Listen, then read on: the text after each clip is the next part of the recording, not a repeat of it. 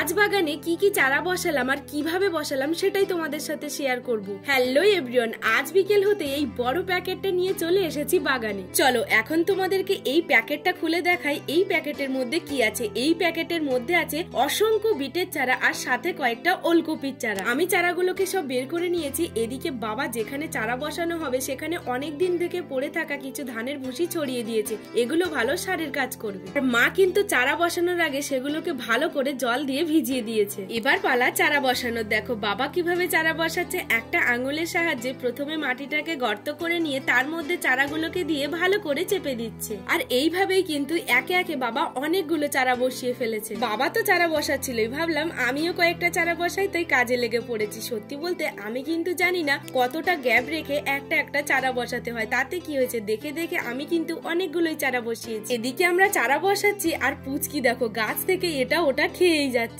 আর আজকে কিন্তু অনেক চারা বসানো হবে, প্রায় 300-র ওপরে। তাই শেষমেশ মাও কিন্তু চারা বসানোর কাজে লেগে পড়েছে। আর হ্যাঁ, এই চারাগুলো বসানোর পরও কিন্তু প্রতিটা চারার গোড়ায় অল্প অল্প করে জল দিতে হবে। চারা বসানো তো প্রায় কমপ্লিট। তো আমাদের এই চারা বসানো তোমাদের কেমন লাগলো কমেন্ট করে কিন্তু জানাতে ভুলো না। তো আজকে ভিডিওটা এই পর্যন্তই, টাটা।